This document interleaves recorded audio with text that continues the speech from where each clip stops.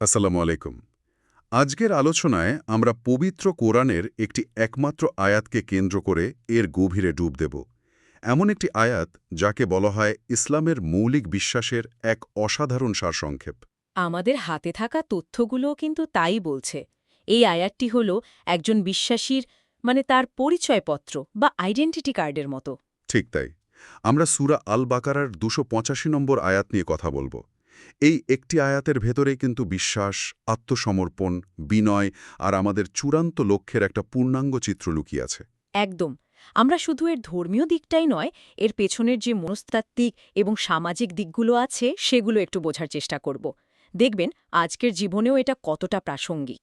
Identity card, এই ধারণাটাই কিন্তু বেশ শক্তিশালী। চলুন তাহলে এই পরিচয়পত্রের প্রতিটি অংশকে একটু খুঁটিয়ে দেখা যাক। শুরুতেই আমরা সূরা আল বাকারার এই বিশেষ আয়াতটি শুনে নিই। الله من الشيطان الرجيم آمن الرسول بما أنزل إليه من ربه والمؤمنون كل آمن بالله وملائكته وكتبه ورسله لا نفرق بين أحد من رسله وقالوا سمعنا وأطعنا غفرانك ربنا وإليك المصير এর বাংলা অর্থটি হল, রসূল মোহাম্মদ তার রবের পক্ষ থেকে তার ওপর যা নাজিল করা হয়েছে তার ওপর ঈমান এনেছেন এবং মুমিনগণও তাদের সবাই ঈমান এনেছে আল্লাহর প্রতি, তার ফেরেশতাদের প্রতি, তার কিতাবসমূহের প্রতি এবং তার রাসূলগণের প্রতি। তারা বলে, আমরা তার রাসূলগণের মধ্যে কোনো তারতম্য করি না। আর তারা বলে, আমরা শুনেছি এবং মেনে নিয়েছি। হে আমাদের রব, আমরা আপনার ক্ষমা প্রার্থনা করি এবং শেষ পর্যন্ত তো আপনার কাছেই ফিরে যেতে হবে। আচ্ছা, এই আয়াতটা নাজিল হওয়ার পেছনের প্রেক্ষাপটটা নাকি খুবই আকর্ষণীয়। ঠিক কি ঘটেছিল তখন? হ্যাঁ, এর পেছনের ঘটনাটা জানলে আয়াতটির গভীরতা আরও ভালোভাবে বোঝা যায়। আসলে এর ঠিক আগের আয়াতে ২৮৪ নম্বর আয়াতে একটা বিধান আসে, যেখানে বলা হয়েছিল যে মানুষ যা প্রকাশ্যে করে আর যা মনের ভেতরে লুকিয়ে রাখে সবকিছুরই হিসাব আল্লাহ নেবেন। মনের ভেতরের চিন্তারও? হ্যাঁ, আর এই কথা শুনে সাহাবীরা তো ভীষণ চিন্তিত আর ভয় পেয়ে গেলেন। তারা রাসূল সাল্লাল্লাহু আলাইহি সাল্লামের কাছে এসে বললেন, হে আল্লাহর রাসূল, নামাজ, রোজা, জিহাদের মতো কঠিন দায়িত্ব আমরা পালন করতে পারি, কিন্তু মনের ভেতরের অনিচ্ছাকৃত যে চিন্তা বা কল্পনা আসে সেটার উপর তো আমাদের নিয়ন্ত্রণ নাই। এরও যদি হিসাব দিতে হয় তাহলে তো আমরা ধ্বংস হয়ে যাব। এটা তো সত্যি একটা ভয়ের মতো পরিস্থিতি। নিজেদের মনের ওপর তো কারো ১০০% নিয়ন্ত্রণ থাকে না। তখন কি হলো? তখন রাসূল সাল্লাল্লাহু আলাইহি সাল্লাম তাদের একটা প্রশ্ন করলেন, তোমরা কি তোমাদের আগের বনি ইসরায়েলের মতো বলতে চাও যে শুনলাম কিন্তু অমান্য করলাম? আচ্ছা। তারা সঙ্গে সঙ্গে নিজেদের ভুলটা বুঝতে পারলেন আর আল্লাহর হুকুমের সামনে পুরোপুরি আত্মসমর্পণ করে বললেন, সামি'না ওয়া আতা'না, আমরা শুনলাম এবং মেনে নিলাম। হে আমাদের রব, আমরা আপনার ক্ষমা চাই। বাহ! তাদের এই যে নিঃশর্ত আত্মসমর্পণ, এতে আল্লাহ এতটাই খুশি হলেন যে তিনি শুধু এই আয়াতটি ২৮৫ নাজিল করলেন না, বরং এর পরের আয়াতে ২৮৬ সেই কঠিন বিধানটা সহজও করে দিলেন। বললেন, আল্লাহ কারও ওপর তার সাধ্যের অতিরিক্ত বোঝা চাপিয়ে দেন না। এটা তো অসাধারণ এক ঘটনা। তাদের ভয় এবং চূড়ান্ত আস্থার কারণেই এই সুন্দর আয়াতটি আমাদের জন্য এসেছে। একদম। আরও একটা বিশেষত্বের কথা আমরা জেনেছি, এই আয়াতটি নাকি মিরাজের রাতে সরাসরি উপহার হিসেবে দেওয়া হয়েছিল। হ্যাঁ, এবং এটাই এর মর্যাদাকে অনেক গুণ বাড়িয়ে দেয়। দেখুন, বেশিরভাগ আয়াতই তো জিব্রাইল আলাইহিসসালামের মাধ্যমে পৃথিবীতে এসেছে। কিন্তু সূরা বাকারার এই শেষ দুটি আয়াত হল সেই বিরল আয়াতগুলোর মধ্যে যা আল্লাহ মিরাজের রাতে তার প্রিয় রাসূলকে কোনো মাধ্যম ছাড়াই সরাসরি উপহার হিসেবে দিয়েছিলেন। সরাসরি আল্লাহর কাছ থেকে পাওয়া উপহার। ঠিক। এর গুরুত্ব বোঝাতে সহিহ বুখারীর একটা হাদিসই যথেষ্ট। বলা হয়েছে, যে ব্যক্তি রাতে ঘুমানোর আগে সূরা বাকারার এই শেষ দুটি আয়াত পড়বে তা তার সারা রাতের ইবাদত আর সব ধরনের বিপদ আপদ থেকে সুরক্ষার জন্য যথেষ্ট হয়ে যাবে। এই প্রেক্ষাপটটা জানার পর আয়াতটা শুনতে আরও শক্তিশালী লাগছে। আচ্ছা, এর প্রথম অংশেই তো বলা হচ্ছে রাসূল ঈমান এনেছেন এবং মুমিনগণও। এখানে নেতা আর অনুসারীকে একই বাক্যে এক কাতারে রাখার কারণ কি? এর মাধ্যমে একটা অসাধারণ ঐক্যের বার্তা দেওয়া হয়েছে। বোঝানো হয়েছে যে বিশ্বাসের যে মূল ভিত্তি সেটা সবার জন্য এক। আচ্ছা। যে বিষয়গুলোতে একজন নবী বিশ্বাস করেন, মানে আল্লাহ, তার ফেরেশতা, তার কিতাব আর তার রাসূলদের ওপর, ঠিক সেই একই বিষয়গুলোতে তার অনুসারীদেরও বিশ্বাস করতে হয়। এখানে নবী হিসাবে তিনি কোনো বিশেষ ছাড় পাচ্ছেন না, বা অনুসারীদের জন্য কোনো আলাদা নিয়ম নেই।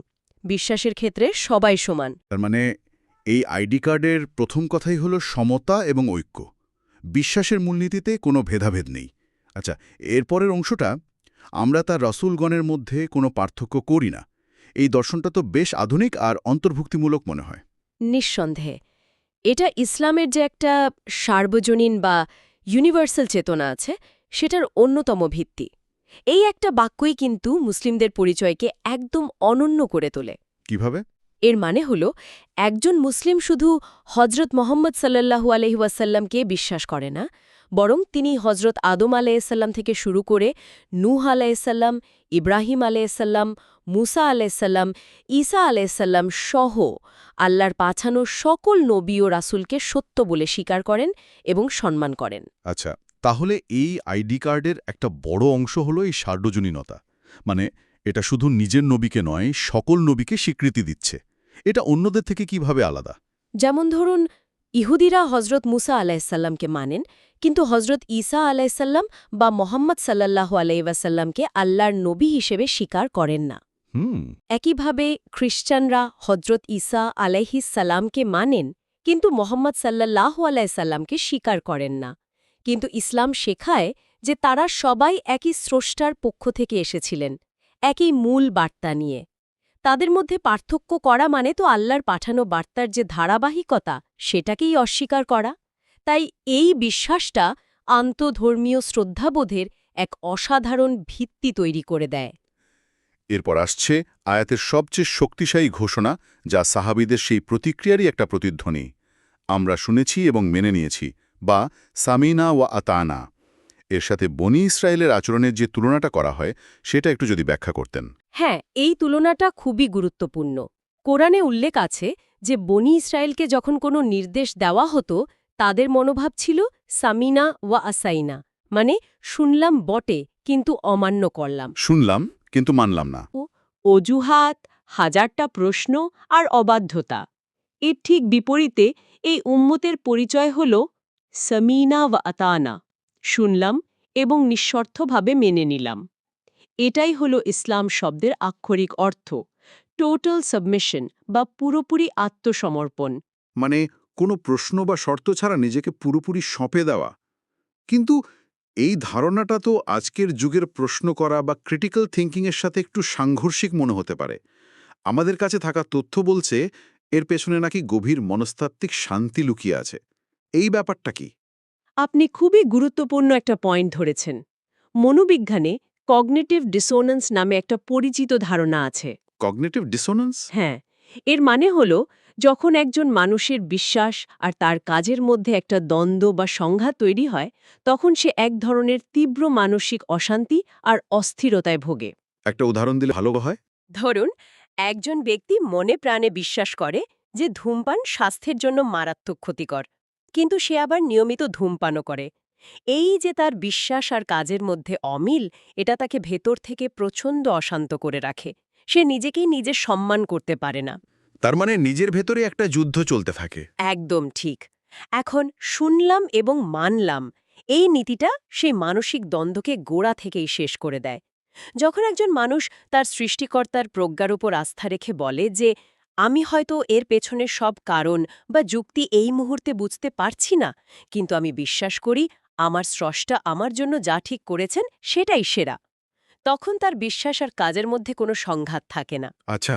সৃষ্টিকর্তার কাছে এই পরিপূর্ণ আত্মসমর্পণ বা সারেন্ডার মস্তিষ্কে এক ধরনের গভীর প্রশান্তি নিয়ে আসে।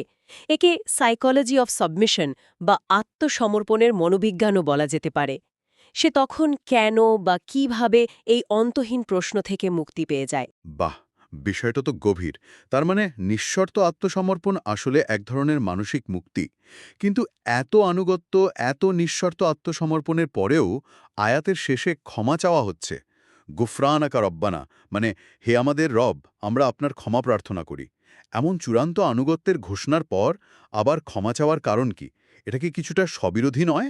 আপাত দৃষ্টিতে হয়তো মনে হতে পারে, কিন্তু এটাই হলো বিনয়ের সর্বোচ্চ স্তর আর ইবাদতের মূল স্পিরিট। একজন বিশ্বাসী তার আনুগত্য নিয়ে কখনো অহংকারী হয় না। আচ্ছা। সে কখনো ভাবে না যে আমি তো আল্লাহর সব হুকুম পালন করেছি, আমার আর কিসের ভয়। ব্যাপারটা এমন যে ধরুন একজন ছাত্র খুব ভালো পরীক্ষা দিয়ে বেরিয়ে এসে যদি বলে আমি তো ১০০তে ১০০ পাবই, আমার কোনো চিন্তা নেই, এখানে একটা অহংকার কাজ করে। ঠিক। বরং একজন বিনয়ী ছাত্র কি বলবে?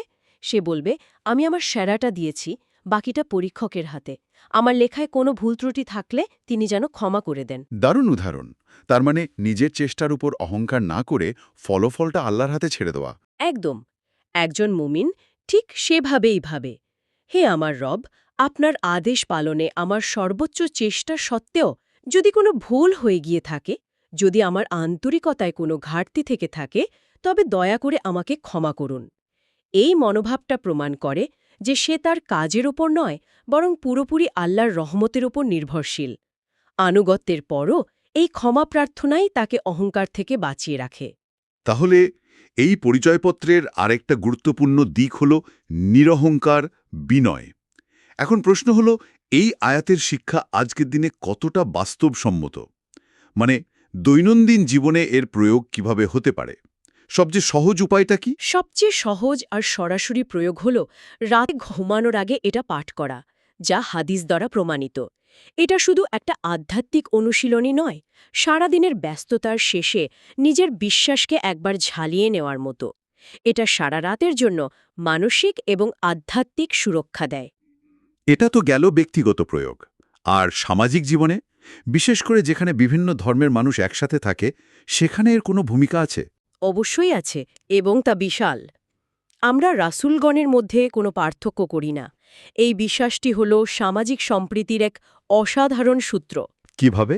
যখন একজন মুসলিম তার ইহুদি বা খ্রিস্টান প্রতিবেশীকে বলে যে আমি আপনার নবী মুসা বা ঈসা আলাইসাল্লামকেও সম্মান করি, কারণ তিনিও আল্লাহরই পাঠানো একজন পুরুষ, তখন পারস্পরিক শ্রদ্ধা আর আস্থার এক অবিশ্বাস্য সেতুবন্ধন তৈরি হয়। এই একটা বিশ্বাসই আন্তধর্মীয় ঘৃণা আর সংঘাতের সম্ভাবনাকে অনেক কমিয়ে আনে।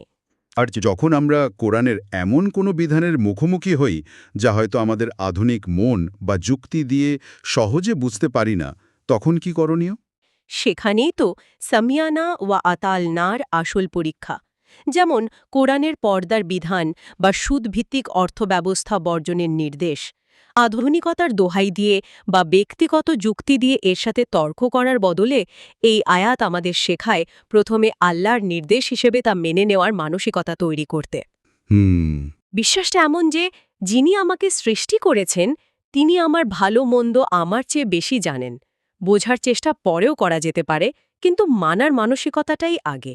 আর সবশেষে যে কোনো ভালো কাজ বা ইবাদতের পর আত্মতৃপ্তিতে না ভুগে আল্লাহর কাছে ক্ষমা চাওয়া, এটা আমাদের দৈনন্দিন জীবনের অংশ হওয়া উচিত। এবং আয়াতের শেষাংশ ওয়া ইলাইকাল মাসির, বা আপনার দিকেই তো প্রত্যাবর্তন স্থল, এই একটা বাক্য কিভাবে আমাদের জীবনকে প্রভাবিত করতে পারে? এই বাক্যটি হল পুরো জীবনের জন্য একটা চূড়ান্ত রিমাইন্ডার। এটা আমাদের মনে করিয়ে দেয় যে আমাদের জীবনের প্রতিটি কাজ, প্রতিটি সিদ্ধান্তের জন্য একদিন জবাবদিহি করতে হবে। আমাদের শেষ গন্তব্য আল্লাহ। রাইট। এই বিশ্বাসটা মানুষকে অন্যায়, দুর্নীতি এবং পাপ কাজ থেকে বিরত রাখে। যখনই কোনো অন্যায়ের সুযোগ আসে, এই বাক্যটি মনের ভেতরে একটা সতর্ক ঘণ্টার মতো বেজে ওঠে। শেষ পর্যন্ত তো আল্লাহর কাছেই ফিরে যেতে হবে। তাহলে যদি আমরা পুরো আলোচনাটা একটু গুছিয়ে আনি, এই আইডেন্টিটি কার্ডের মূল বিষয়গুলো কি দাঁড়ালো? আমরা যদি সারসংক্ষেপ করি, তাহলে কয়েকটি মূল স্তম্ভ দেখতে পাই। প্রথমত, ঐক্য ও সমতা, মানে বিশ্বাসের মূলনীতিতে নেতা অনুসারী সবাই এক। দ্বিতীয়ত, সার্বজনীনতা, আল্লাহর পাঠানো সকল নবীকে নিঃশর্তভাবে বিশ্বাস ও সম্মান করা। তৃতীয়ত, নিঃস্বার্থ আত্মসমর্পণ, আল্লাহর আদেশের সামনে নিজের যুক্তিকে প্রাধান্য না দিয়ে প্রথমে আনুগত্য করা, যা মানসিক শান্তি নিয়ে আসে। চতুর্থত, পরম বিনয়, এবাদত করে অহংকারী না হয়ে সবসময় আল্লাহর ক্ষমার ভিখারি থাকা। এবং পঞ্চমত, জবাবদিহিতা জীবনের চূড়ান্ত গন্তব্য যে আল্লাহ তা সবসময় মনে রেখে পথ চলা। সত্যি এই একটি আয়াতে শুধু বিশ্বাসের মূলনীতিই নয়, সেই বিশ্বাস প্রকাশের আচরণ এবং সবশেষে স্রষ্টার কাছে নিজের চূড়ান্ত নির্ভরশীলতার কথাও বলা আছে। সবকিছু যেন এক প্যাকেজে। এর সার কথা হলো, আমরা সেই জাতি যারা শোনার সাথে সাথেই মাথা নত করি। আমাদের বিশ্বাস কোনো ভৌগোলিক সীমা বা নির্দিষ্ট গোষ্ঠীর মধ্যে সীমাবদ্ধ নয়। আর দিনের শেষে আমাদের একটাই প্রার্থনা, প্রভু, আমাদের সকল চেষ্টার পরও যে ভুল ত্রুটি রয়ে গেছে তার জন্য ক্ষমা চাই, কারণ তোমার কাছেই তো আমাদের সবাইকে ফিরে যেতে হবে। আজকের এই গভীর আলোচনা থেকে একটা বিষয় স্পষ্ট হলো যে আত্মসমর্পণ বা মেনে নেওয়ার মধ্যেই রয়েছে চূড়ান্ত প্রশান্তি এবং মানসিক স্থিরতা, যা আজকের এই অস্থির পৃথিবীতে সবচেয়ে দুর্লভ একটা জিনিস। আর এই আলোচনা একটা গুরুত্বপূর্ণ প্রশ্নও কিন্তু সামনে নিয়ে আসে। দেখুন, এই আয়াতটি আমাদের নিঃশর্ত আনুগত্যের শিক্ষা দেয়, যেখানে প্রশ্ন করার আগে মেনে নেওয়ার কথা বলা হয়েছে। অন্যদিকে আধুনিক যুগ আমাদের সবকিছু নিয়ে প্রশ্ন করতে, বিশ্লেষণ করতে এবং যুক্তির মাধ্যমে গ্রহণ করতে শেখায়। তাহলে একজন আধুনিক শিক্ষিত মানুষ কিভাবে তার জীবনে এই দুটি ধারণার মানে নিঃশর্ত বিশ্বাস এবং সমালোচনামূলক চিন্তাভাবনার মধ্যে একটা সুন্দর ভারসাম্য তৈরি করতে পারে? ঠিক, একদিকে বিশ্বাস বলছে মেনে নাও, আর একদিকে দুনিয়া বলছে প্রশ্ন করো। এই দুয়ের মেলবন্ধন কিভাবে সম্ভব, সেটা হয়তো প্রত্যেক বিশ্বাসীর নিজেরই খুঁজে বের করার একটা ব্যক্তিগত সফর। বিষয়টি সত্যিই ভাবার মতো।